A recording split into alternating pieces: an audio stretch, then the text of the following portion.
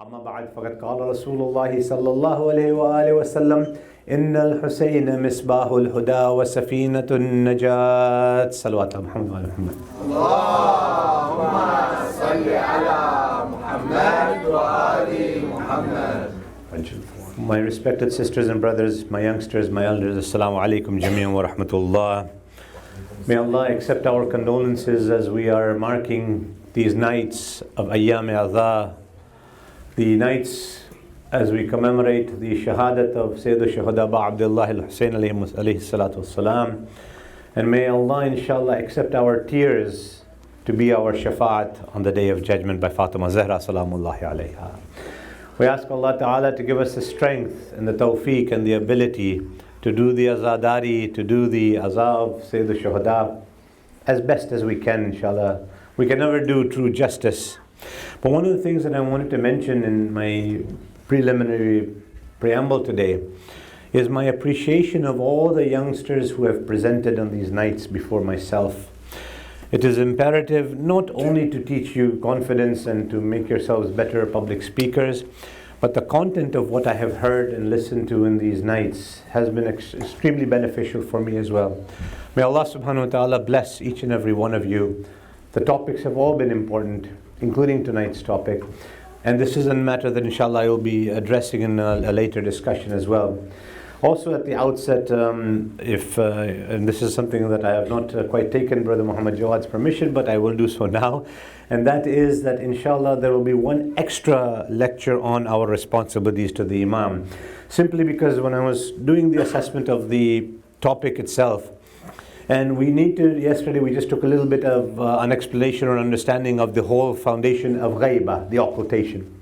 Today we will inshallah talk about the intidhar. What does intidhar mean? Where is the foundation of intidhar? And inshallah, so the extension tomorrow will be some of the physical responsibilities that we have got and what is expected of us while the Imam is in occultation, and what will be expected of us when the Imam returns. These are both going to be going quite hand in hand. So with that said, inshallah, I will request one more salawat upon Muhammad and Ali Muhammad, please. Allahumma salli ala Muhammad wa ali Muhammad. In the Quran Majid, Allah subhanahu wa ta'ala quotes some of the Anbiya. In Surah Hud there is a verse, and various other places in the Holy Quran. In one of the summaries, Allah Ta'ala is saying, quoting the Anbiya, quoting various prophets, وَانْتَظِرُوا إِنِّي مَعَكُمْ مِنَ الْمُنْتَظِرِينَ. Wait, I am also amongst those who wait. It is narrated in the commentary that when Allah Subhanahu wa Ta'ala was quoting the Anbiya, this has been basically a prayer of other prophets, starting from Hazrat Adam. وَانْتَظِرُوا إِنِّي مَعَكُمْ مِنَ الْمُنْتَظِرِينَ. So each of the prophets, each of the communities, leaders who were sent by Allah subhanahu wa ta'ala would tell their communities, وَانْتَظِرُ, do intidhar, await. أَنَا مَعَكُمْ مِنَ الْمُنْتَظِرِينَ. I am also waiting with you, I am also in the same boat. So one of the things that we find is that the commentators have said that maybe, possibly or probably, all the other prophets from Adam to Isa alayhimus salam were waiting for Rasulullah sallallahu alayhi wa sallam. Very clearly, they are waiting for the last prophet, the last messenger, the seal of the prophets, Khatam al-Anbiya wal Mursaleen. So they were all waiting. The question then arises, for whom was Rasulullah waiting for? If we see that the ayat of the Quran is in the Quran Majid, for whom was Rasulullah waiting for? Or for whom is Rasulullah waiting for? وَانْتَظِرُوا إِنِّي مَعَكُمْ مِنَ الْمُنْتَظِرِينَ. Remember the foundation. And that means that there is somebody, something, some person, if you want to call it that the messenger of Allah as well as other messengers were waiting for. So we have to first come to the foundation of intidhar itself. You translate it into English, it means to wait. And it becomes very simple to translate these things. And this is one of the reasons why I always lament one thing. And grammaticians in the English language will also, I'm sure, bear with me, that they will say that the English language is very limited in its scope to convey messages. If you look at the Arabic language, for example, the word horse, there's 22 words you can use to describe horse. A fast horse, a stealth horse, a slow horse, this horse, a traveling horse, one that carries transport, aid to transport. There's different words for one animal. In English, you've got horse. Okay. Then when you look at the flow and the way you can express yourself, again, limited in language. And even if you look at some of the European languages like French and others, you will see that some of them are very expressive, some of them are very limited, like English is.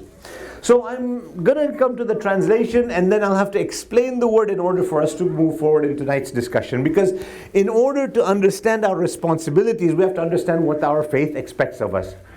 And as people of faith, as mu'mineen, as those who are participating in the azadari, in the mourning ceremony of Sayyid al-Shuhada, we have a bigger responsibility than others.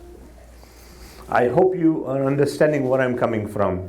The burden or the responsibility on our shoulders is significantly more important than those on even other Muslims. Because we have signed on to an aqidah of an Imam who we know the reality is there, but we have not fully appreciated it or understood it. And that's why I wanted to say that this is as part of our responsibility, because to understand will help us implement and to have action.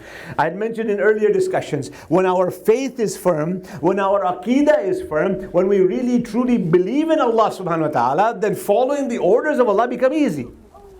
If we have not yet believed in Allah full-heartedly, then there is a problem, there is an issue. Let me give you a brief example. Allah Ta'ala, whatever has been made haram, there are harms in it in two aspects, two levels. This is something we have not talked about yet, but I'm going to have to open this up tonight.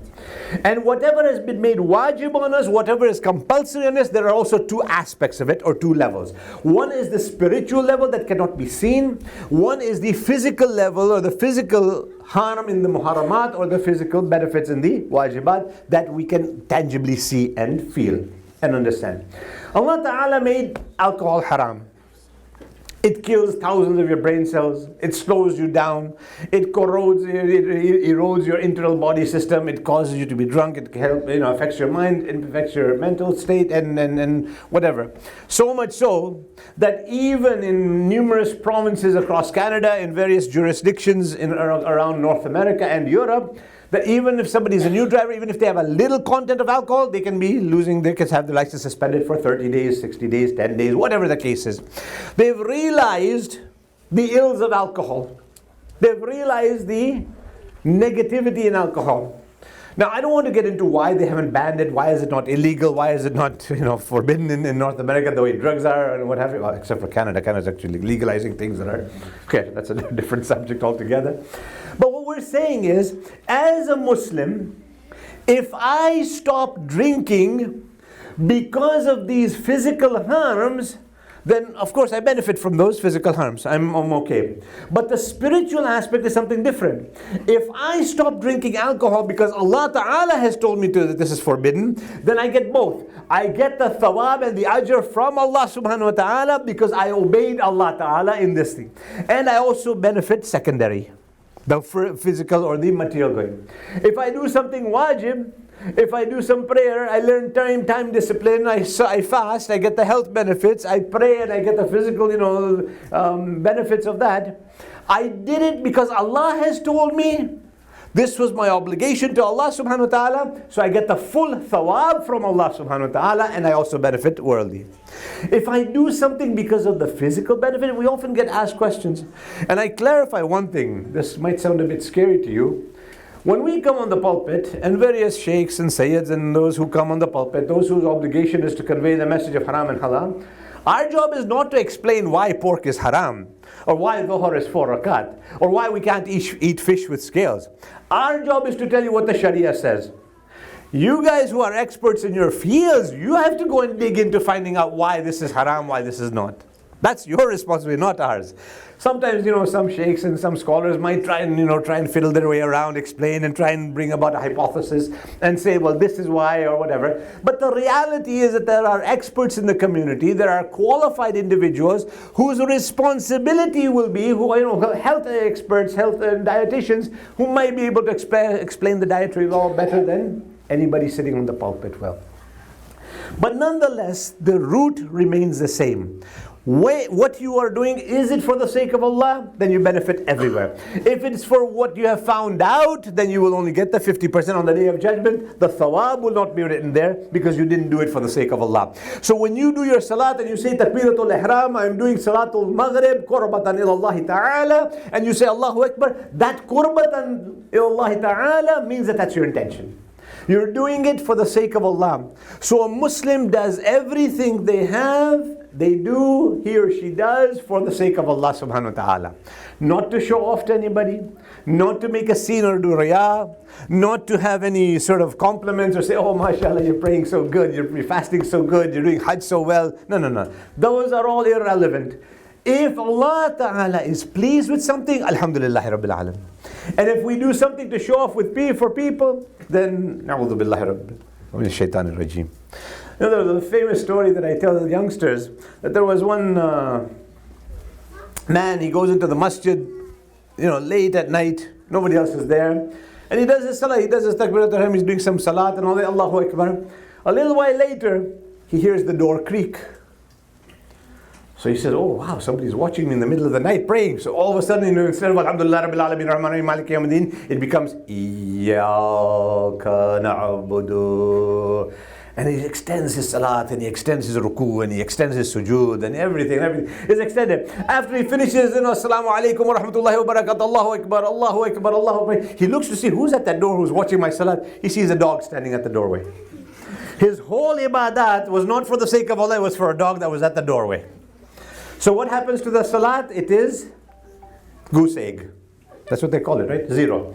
And so if you do something for the sake of Allah subhanahu wa ta'ala, it doesn't matter who's at the door, who's watching, who's not watching, it doesn't matter. What matters is Allah subhanahu wa ta'ala is watching. That is why when, Zulayka was enticing Hazrat Nabi Allah Yusuf alayhi salam, and she was wanting to do something haram with him, as soon as she locked the door, the Quran mentions فَغَلَّقَتِ الْأَبْوَابِ, she locked the doors, and then she was about to make a reach towards Hazrat Yusuf, but then she realized something. Her idol was sitting over there on the countertop. So she takes her hijab and she puts it over top. So Hazrat Yusuf says, what are you doing? He says, I don't want my God to see what I'm about to do. I don't want my God to see what I want to do. And that's what Hazrat Yusuf responds to her, tells her that your God you can cover with a piece of cloth over it. My God is watching everything, everywhere, at any time, without even there's no sleep, there's no rest. My God is watching everything, every millisecond of the time. One salawat upon Muhammad and Ali Muhammad. Allahumma salli ala Muhammad wa ali Muhammad. So our actions have to be focused. Our deeds have to have a purpose, and that purpose is the pleasure of Allah subhanahu wa ta'ala. Then you get the success in the dunya and in the akhirah. Then you can demand the full ajr from Allah for the akhirah because you did that for the sake of Allah.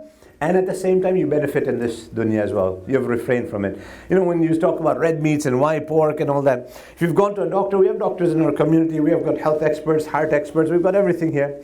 And you tell them that if somebody's got a cholesterol problem, somebody's got a heart issue, somebody's got a medical issue, dietary issue, the first thing they say is stop red meats.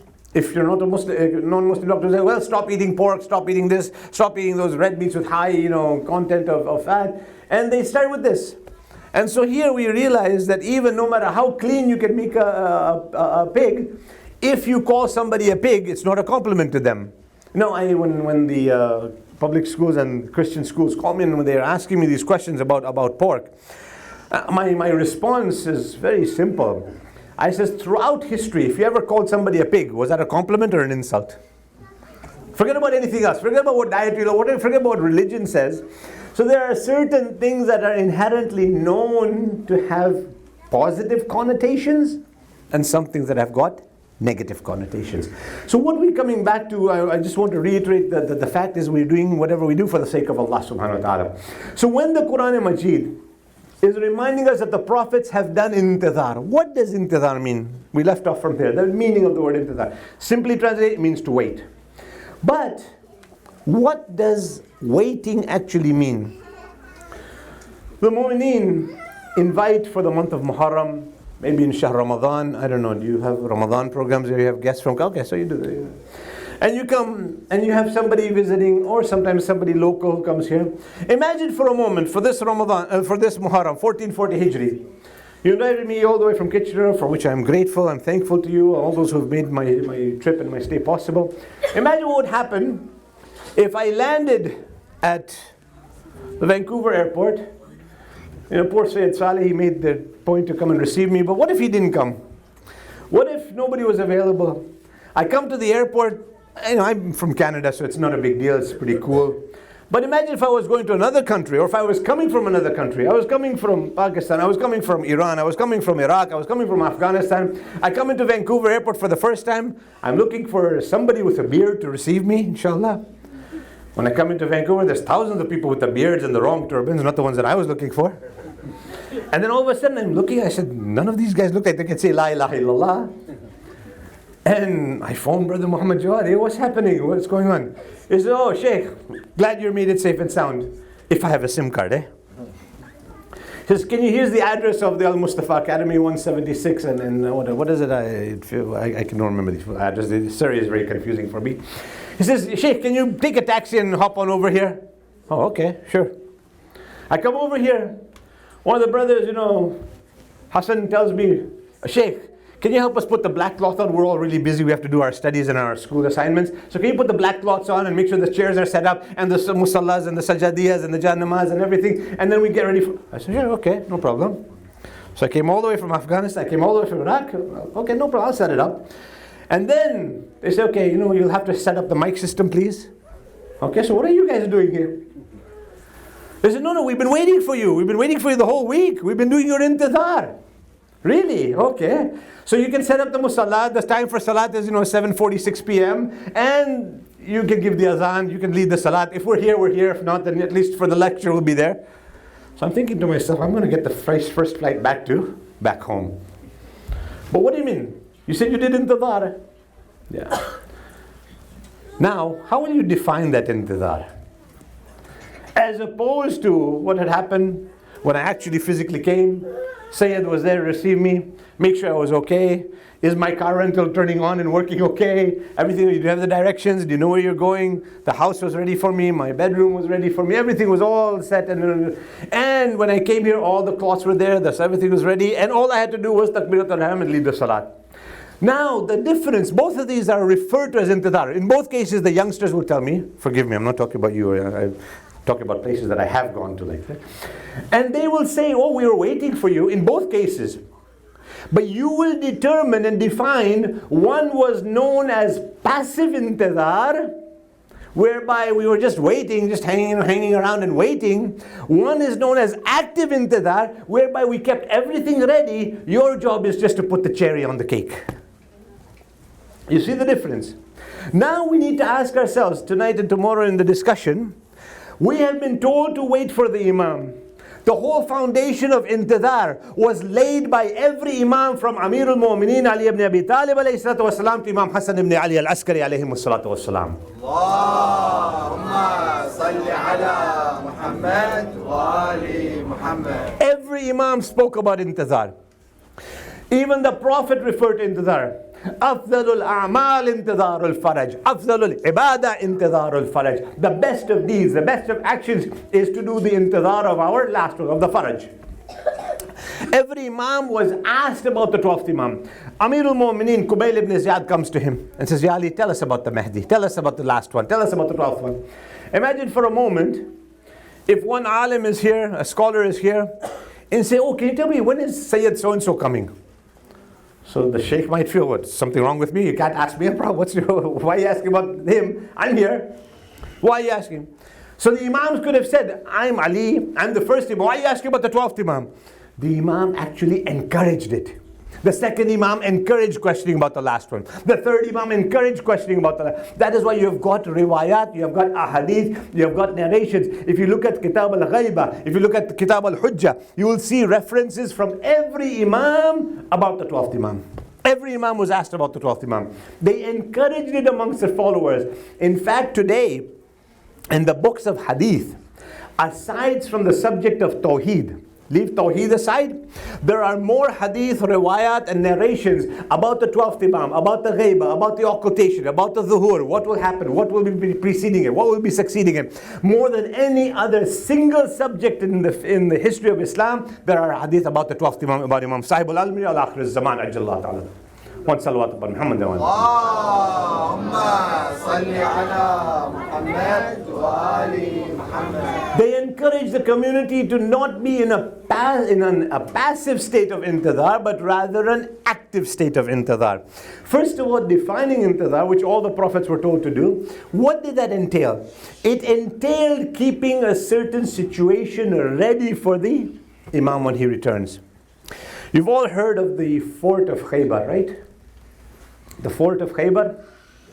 Yes? No? Yes, Jazakallah khair. One person has heard of Khaybar. Alhamdulillah. We'll start from one. You know, they say in English, the journey of a million miles begins with a single step. So that's my single step while there. What happened in Khaybar? Maybe we don't know the history of Khaybar. We know Khaybar was a big fort. 40 people used to open the gate. 40 people used to close the gate. And when it came time for Amir al-Mu'mineen Ali ibn Abi Talib, Imam took 2 fingers and took the whole fort of Khaybar out. Allahu Akbar. Beautiful story of Khaybar. Who owned Khaybar? The Yahud. Now, some of you may have heard of a place in the US called Fort Knox. What is in Fort Knox? Remind me. Ah, mashallah.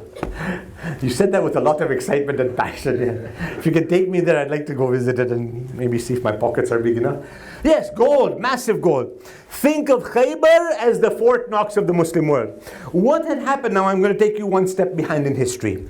Prior to the advent of Rasulullah physically into the dunya, prior to the advent of Rasulullah, the religious scholars of the Jews and other communities were told that the last messenger of God, the last prophet of Allah, will come in this area, this Wada', which was at that time known as Yathrib, and he will settle here and his movement will start from here. So from that time, what they used to do was they would collect all the gold they could, all the armaments they could, all the the youths that they could, and all the facilities and all of the what you can call the resources and readiness for the prophet to come. Why? Because they were told that this is where the movement will be. They were told that this is where the last authentic prophet of God will come. And so in their minds, they made sure that everything was ready, that when the prophet comes, he can't be doing the fundraising. When the prophet comes, he's not going to get the shabab, the youngsters, the youths, the Nawjawan ready. When the prophet comes, he won't have time to get all the spears and the arms and the arrows and the bows ready. It was narrated that when Khaybar was taken over, there were some companions, by this time Islam had grown quite a bit. When Khaybar was overrun by the Muslims, when the Muslims took over Khaybar, there was so much wealth divided that there were some companions who were so poor that they could not afford dates. You know how cheap dates are, right? Dates in the Arabian Peninsula are the nicest gift you can bring somebody, but they're also very inexpensive. There were some companions who could not afford dates. After Khaybar, 2 or 3 generations did not even need to work a single day. That's how much their portion of the anfal was. Their portion of the spoils was. So you can imagine how much money was in Khaybar. And they were narrating that little kids had a bow and arrow for themselves. That's how much arms was there. Why? Because they were told that the Prophet was coming. The Prophet won't have time to do fundraising. The Prophet won't have time to do all of this work. Somebody will have to lay the foundation ahead of time. And we have been told by Imam Sadiq and Muhammad Baqir alayhi salatu wasalam, whereby these Imams have told us that the coming of the Prophet will have some similarities with the return of Imam Mahdi.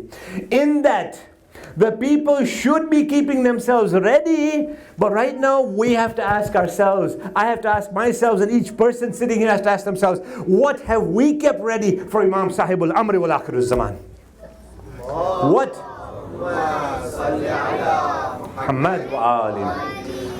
What have we kept ready? When the Prophet came, they opposed him, they used those arms against the Prophet. But let's go to a smaller example. Right now, what can we say that we have done for the Imam? Practically, physically, seriously. One of the things that we know the Imam will have is an army, right? Every Imam had companions who whether you call it an army or not, but the 12th Imam will need an army. You look at the Canadian Armed Forces, the CAF, the USAF, the various armed forces of various countries around the world. What do you find? They'll tell you, here's your application form, male or female, your application form. You have to be this tall. Your agility must be this. Your ability to run must be that. Your height must be this. Your weight must be this. You must be able to do this. You must be able to hold that. You must be able to hold arms and firearms and what have you. They give you a whole list. And then you qualify. Then you have to do the tests, the marathons, and all the exergences. Then you get admitted into the armed forces of any country. Now, Imam Sahibul Amr, Imam Zamana, Imam Mahdi will also have an army. Does the Imam care how tall you are? How short you are? How fast you can run? How slow you are? The Imam's army is not, none of these issues are relevant to the Imam's army, but the relevancy of the Imam's army is the condition or the prerequisite of taqwa. The Imam will want an army of the muttaqi, of those who are pious, or those who are God-fearing, God-obeying. That will be the army of the Imam. And so today, if the Imam was to come, first of all, a challenge I make for myself. If Imam Mahdi was to appear right here in front of us, right now, right this moment, which one of us can take the Imam home right away and not have to worry about what is in our houses or what is in our homes or what might be on my computer or what might be on my screen, what my screensaver is like? Which one of us will be able to take the Imam home and say, I have nothing to worry about, Mawla, my everything homes has been paid, I'm up to date with my wajibat. Mawla, my musalla, my sajjadiyah will not complain that I have not been used. The Quran will not speak to the Imam and say, Yabna Rasulullah, I haven't been touched since last Ramadan till now. Can we be ready to take the Imam home? And be assured that the rizq we are eating and the juices we are drinking are all halal, that we have paid all of our religious dues? How certain would we be? How clear would we be? Which one of us can say, Mawla, come to my house. I don't have any funny pictures here or there. I don't have to worry about hiding something. I won't have to worry about putting this in the closet. Mawla, you can come to my house right away without any notice. This is where the test comes up. And then from a very personal point of view, the Imam's army will be those who have attended and fulfilled to the best of their abilities their wajibat. Oh, I've got a few qada prayers that I haven't done. Mawla, just give me a few minutes to finish them. Mawla, couple of Ramadans went, didn't have time, didn't feel like fasting, couldn't fast, it was too hot, it was too cold, too long. Mawla, just let me finish a Ramadan or two. See, when the Imam comes, not everybody will get a chance to wait. Not everybody will be able to. The Imam won't wait for everybody. The Imam will be moving on a very express train. The movement and the dhuhur will be happening very, very quickly. Those who get left behind will be left behind. We are told 313 and the Imam will be ready to come, inshallah. Imagine what the quality and the characteristics of those 313 will be in the first stage. Intidhar means to prepare, not to just wait sitting idly. It means every day of our lives we are preparing something in our spirituality, in our abilities, in our senses, in our knowledge, in our acquisition of taqwa. We are doing something or another every single day that will make us better than our yesterday. And that is why Imam Musa ibn Ja'far al-Kadhim alayhi salatu wasalam has said that a true Shia, a true follower, will be somebody whose today is better than his yesterday and his tomorrow will be spiritually better than his today. The same Imam, 7th Imam, Imam al-Kadhim, says, do you want to know a quality of our Shia? Do you want to know a quality of our Shia? If there's 100,000 people in their city, if there's 100,000 people in their city, the quality of our Shia will be that that person will be the most honest of that 100,000. That person will be the most well-known of that 100,000 because of their integrity, their honesty, their sincerity. Can I claim that? Can I say that, yes, 100,000 people, yes, I am the best, I am the most honest. We're busy cheating, we're busy lying, we're busy, and then we're saying, Mawla al-ajal, al-ajal. And inshallah, tomorrow we're going to continue this on a very serious level as well. So we're thinking that we're doing intidhar, we're thinking, but in actuality, we're fooling nobody else. We're not fooling the Imam, we're not fooling Allah subhanahu wa ta'ala. We may try and fool ourselves and our friends around us. But the reality is the reality. So those who are the true muntadhareen, those who are doing the intidhar of the Imam, their intidhar will be a active intidhar. They will constantly be striving. They'll constantly be thinking, am I doing better? Am I doing the right thing? Am I giving the true justice to the faith that I have signed on to? One of my teachers was explaining a hadith from Imam Sadiq alayhi salatu wasalam, in which the Imam was narrating to his ashab. Before the creation of Adam, way before the creation of Adam, there was a notice board. You know, in Jannah, there's probably some notice boards, really nice neon lights and everything, in paradise. There was a notice there that one of my most beloved will become my cursed. Allah's announcement was there. Allah Ta'ala's announcement that one of my most beloved will become my cursed. So the malaika who were on Darajai Awwal, the first level, they got a bit petrified. They says, oh my God, the most beloved of Allah will become the most hated of Allah. They said that they got into a bit of a panic. They went to the malaika of the second level. You know, there's darajat, there's levels of the malaika. There's the levels of angels and everything. So the malaika of the first level go to the second level and they ask them, can you please pray for us that we don't get cursed? Please pray for us, make dua for us. So the malaika on the second level, they're looking at that sign and they're saying that there's no name or anything. What if it's us? Let's go to the higher level and ask the third level to pray for us. Third level they go to, the same thing happens. They're saying that the most beloved of Allah will become the cursed of Allah. They're also petrified. This carries on. They go up to the fourth, to the fifth, to the sixth, to the seventh. The highest level of angels at the seventh level. They say, this whole delegation is saying to the angels of the seventh level, can you please pray for us that Allah doesn't curse us? The seventh level angels say, well, what if it's us? Let's go to Mikael. They go to Mikael. Mikael is also paranoid. They go to Israfil. Israfil is also scared. They go to Israel. He is also in a state of anxiety and worry. What if it's me? How can I pray for you if it's me? This whole delegation goes to Jibreel Amin. They all go to Jibreel Amin, Sayyidul Malak. The one who was responsible for bringing wahi to every prophet, the one who was the leader, the chief of all the angels.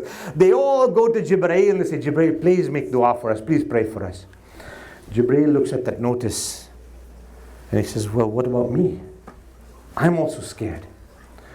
And they're all scared, they're all paranoid, they're all worried now. Now what to do? Jibreel says, wait, I have a friend who I hang around with. And he's also in this level as well with me, higher than the seventh level. Let's go to him and see. So this whole group, including Jibreel Amin, they go to Azazil. And they say, Azazil, look at this notice. We're all worried. We're all scared. Can you please make dua for us? So Azazil says, no problem. Oh Allah, protect all of them. Don't let any of them be cursed by you. Keep them safe, safeguard them. They're all good. They're all pray. He prays for all of them. And they're all protected. Azazil later became known as something else. And you see Azazil's dua, oh Allah, protect them and keep them safe. And I'm praying for all of them. And remember what their attitude was.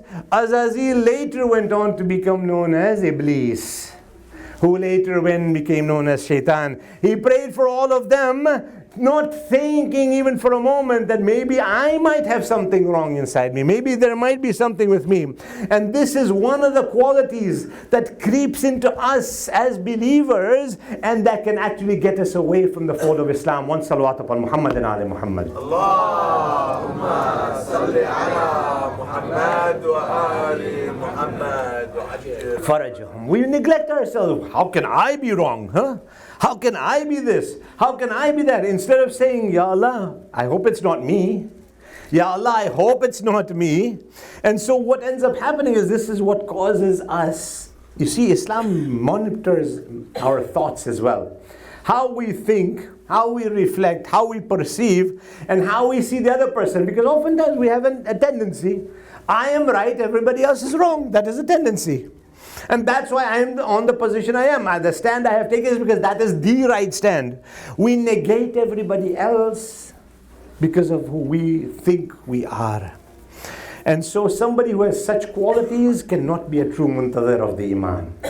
True intidhar of the Imam cannot be done by having thoughts like this, having a superiority complex, putting an inferiority complex in somebody else.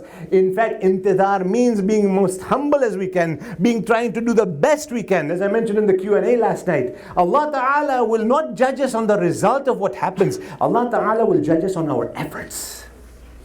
How much did you try? Did you try your best? Alhamdulillah. That's what Allah Ta'ala wants to look at. The result is in His hands.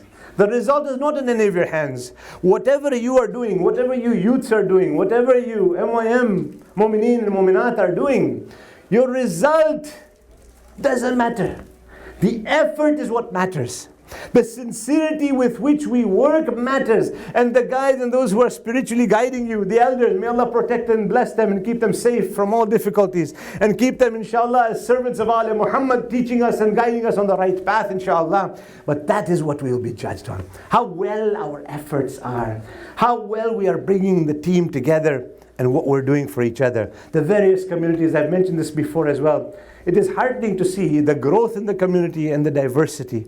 It is something that has actually pleased my heart after all these years, very much so. And one of the reasons why I accepted when I was assured that this was the case was the only reason, believe me, my Allah knows, and my dear brother Ali, who is sitting here, who initially reached out to me. This is one of the things that has been deep in my heart as well. The care of the community and how we want to prosper and move together, inshallah, as we prepare for our Imam al-Hujja ajjalallahu ta'ala dhuhuru. One salawat upon Muhammad and Ali Muhammad.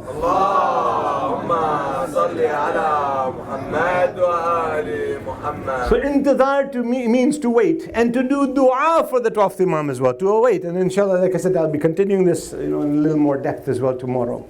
Because when we look at the prayers that we do, we're asking for Allah to send the Imam. Imam is known as Imam al-Muntadhar and Imam al-Muntadhir. He himself is waiting and we are also waiting. So he is the awaited one and he is also the awaiting one.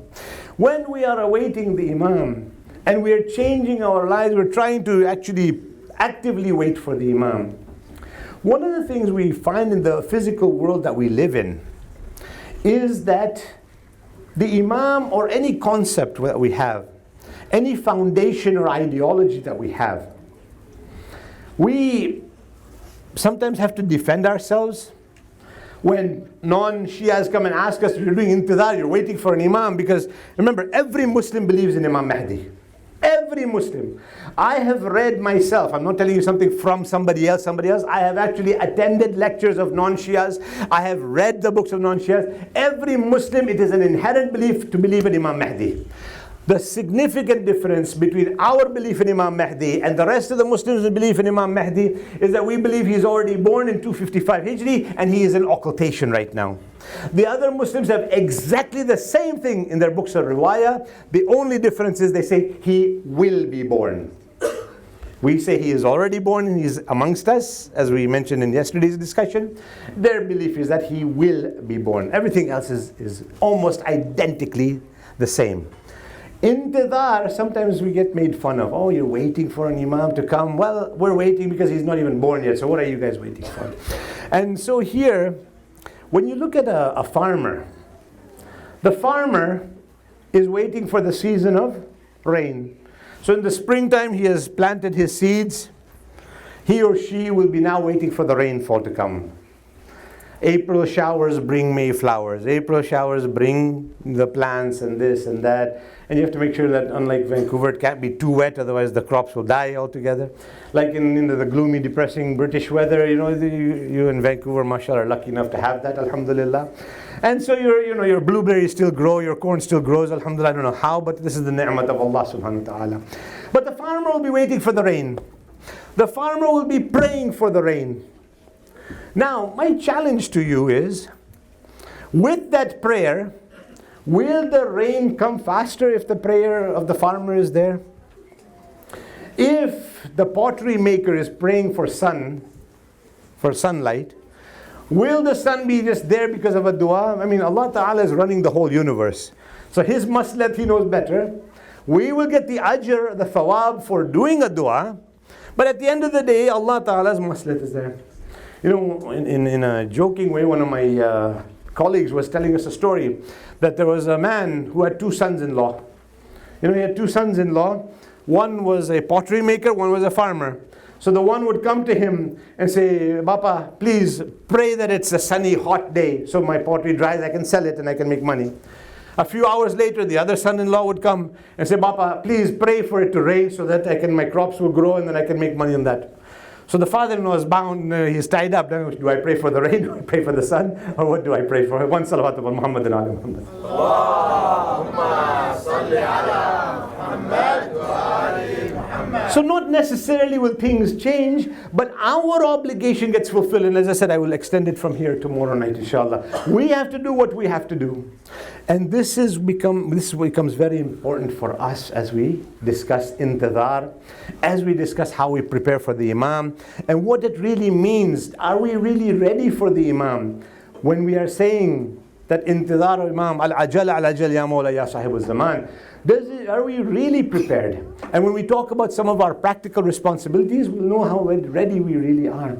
Because remember one thing, the qualities of those who are with Imam al-Hujjah, Ajalullah, will be the similar qualities of those who were with Imam Abu Abdullah al-Hussein alayhi salam. Salawat ala Muhammad wa ala Muhammad. Allahumma salli ala Muhammad wa ali Muhammad. The qualities will be the same. When the Imam returns, there will be hunger and thirst. Dajjal will be controlling a lot of the food and water supply. He will have music, he will have girls, he will have namehram.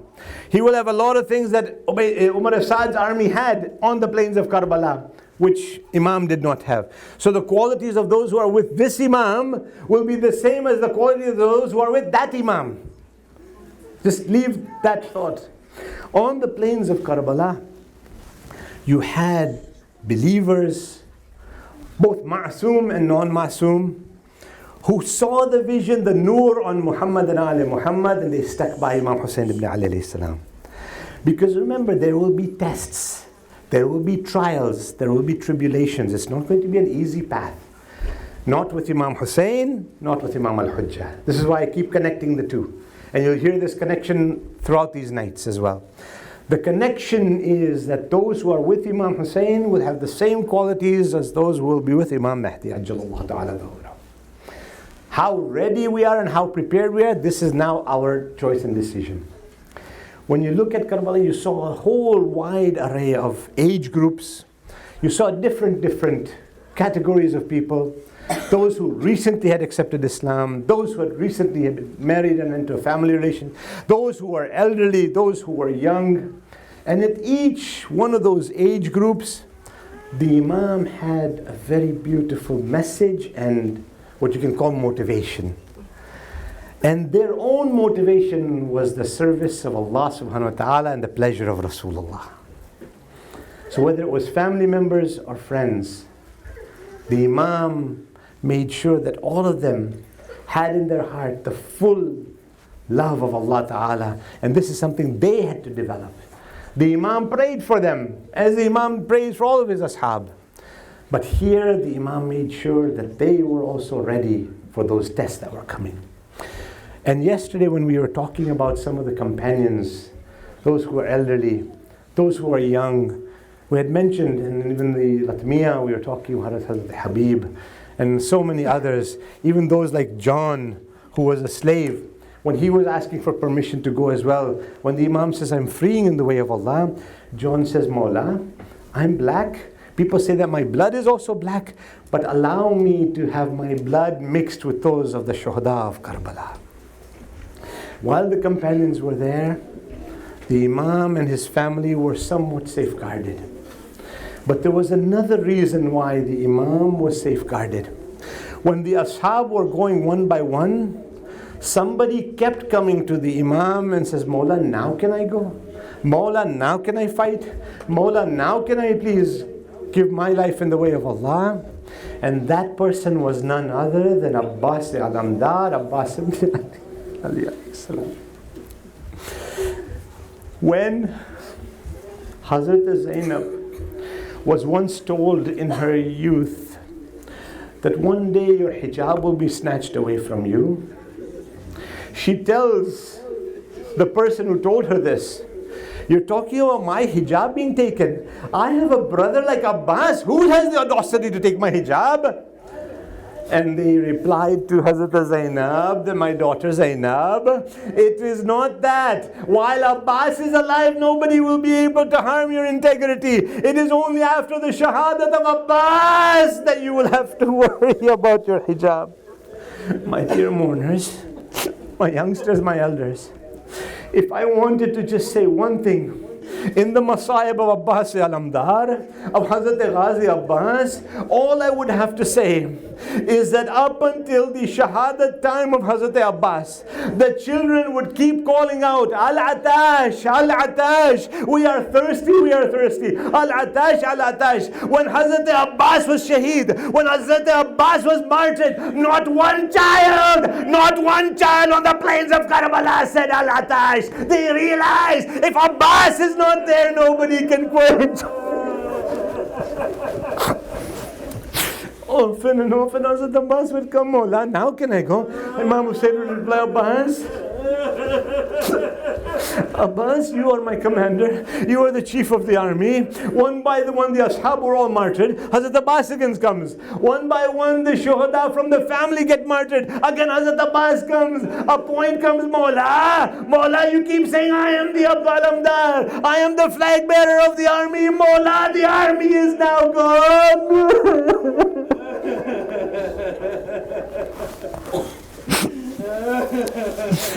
The army is gone, Mawla. Finally, when Imam Hussain tells Hazrat Abbas that I will not give you permission, Hazrat Abbas hears a cry from the camp of the children.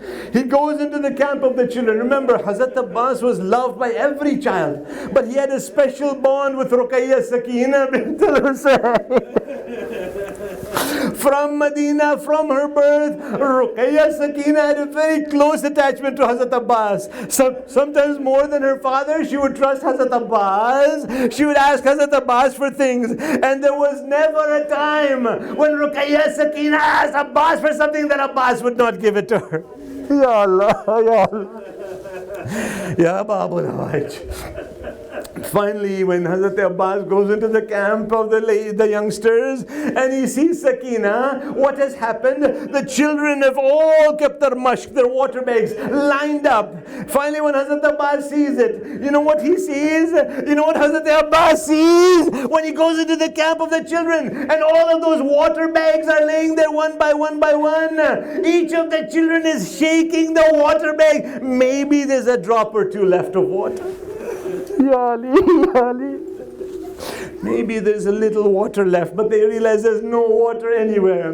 Hazrat Sakina, Hazrat Abbas looks at the mashk, the water bag of Sakina. Finally, he sees the tears and the thirst, and the children are all silently saying, Al-Atash. Hazrat Abbas says, Inshallah, I will bring you the water, Sakina. Give me your water. Yeah.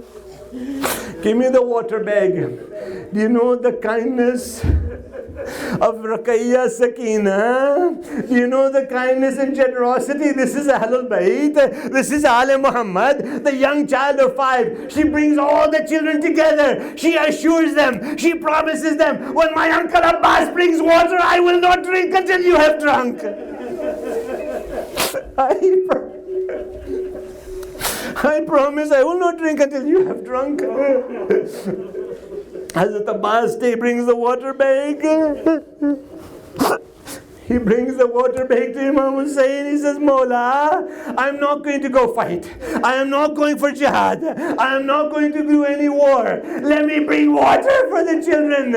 Imam Hussain looks at Abbas. I know what is going to happen. Finally, he says, go say Khuda Hafiz to Zainab and Kulthum. Go bid farewell to the members of the family. Abbas, I know where you are going.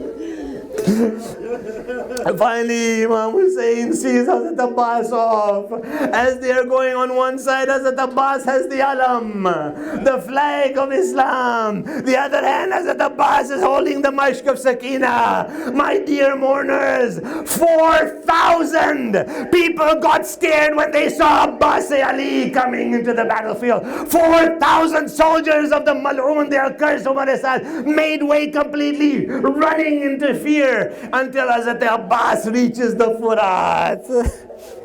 Ya Ali, Hazrat Abbas fills the water bag of Sakina, of Ruqayya. He takes a little bit of water in his hand. Remember, he is thirsty as well. You cannot imagine the thirst of the desert. Ya Allah. Ya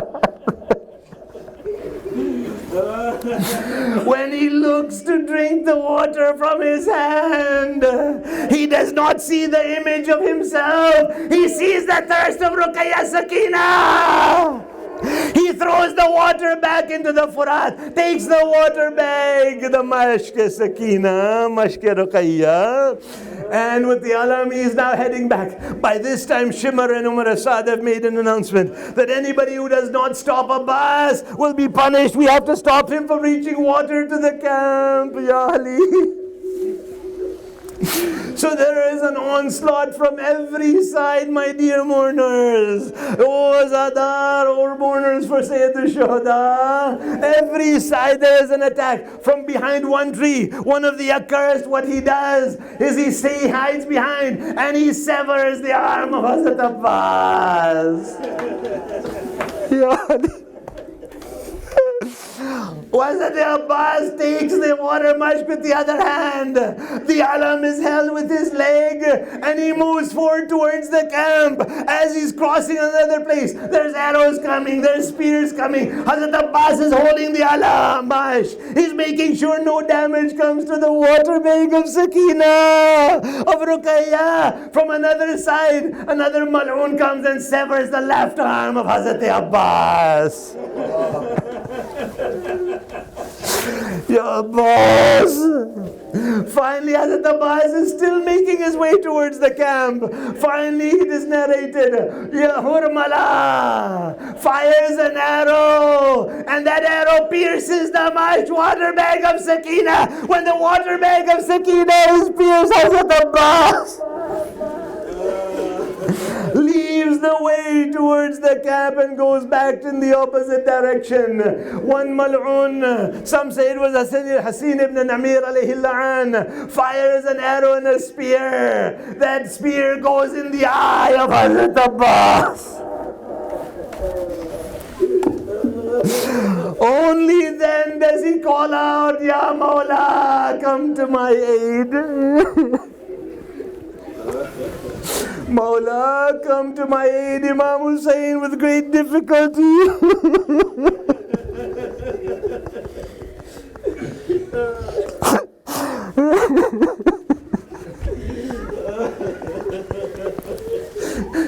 Mawla Hussain reaches Hazrat Abbas. What does he see?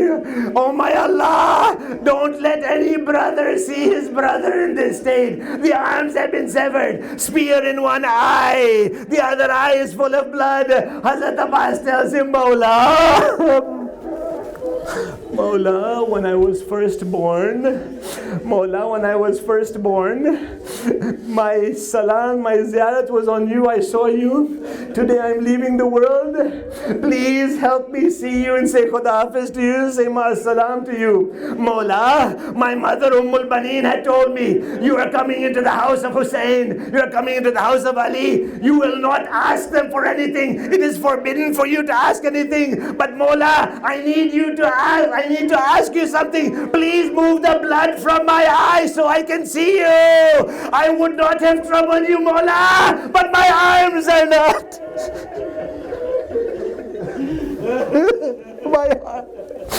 My arms are not there, Mawla, forgive me. Imam Hussain wipes the blood from the eye of Hazrat Abbas. There's a final farewell between the two brothers. Imam Hussain tells Hazrat Abbas, I also have one wish. I also have one request. All your life you have called me Mawla.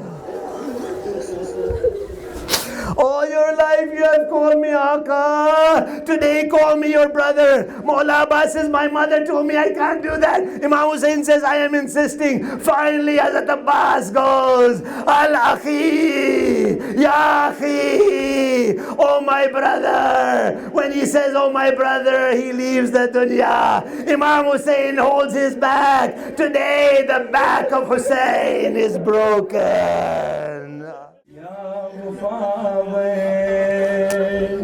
طيح طيحة ايدك مو وقتها يا ابو فاضل، غربة ويمتوني وردتها يا ابو فاضل، زينب انا الوعدتها يا ابو فاضل، يا ابو فاضل، يا ابو فاضل،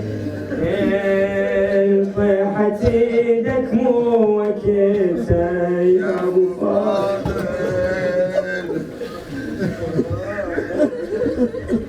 غربة ويمتوني وردتها يا ابو فاضل، زينب انا الوعدتها يا ابو فاضل، والله دنيا وصارت اخبارك بعيده، وانت ذاك العشت كل عمر بوريده، اذكر الشام تقبل من يرفع ايده، ما اميز بينك وبين الضعيف،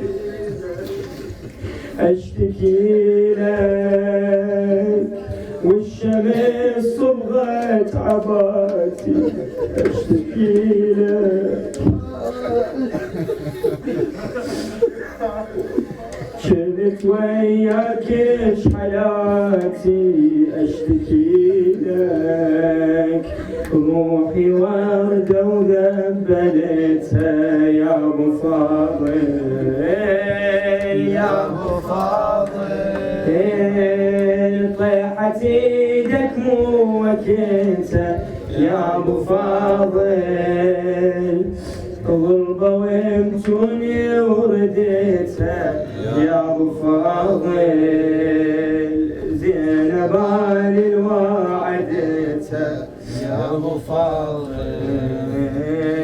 يا ابو فاضل، يا ابو فاضل، خويا مشتاقت لك بقت ما نخيتك، خويا مشتاقت لك بقد ما نخيتك، خنقة صارت بالمخيم واعتليتك،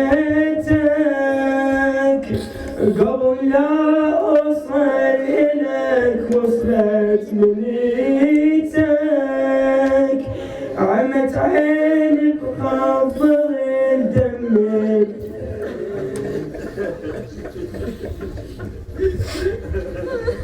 عمت عيني مخاضر الدم بلحيتك، هذا حالي قصتي انطبعت بدي، هذا حالي ليش ما دفنون بيا، هذا حالي دمعتي بخدي عفتها يا ابو فاضل، يا ابو فاضل، يا ابو فاضل، طيحة ايدك وقتها يا ابو فاضل، غربة ويمتوني يا ابو فاضل، زينب انا الوعدتها يا ابو فاضل، يا ابو فاضل، يا ابو فاضل، طيحة ايدك وقتها يا ابو فاضل، ضربة ومدور البيتها يا ابو فاضل، زينب انا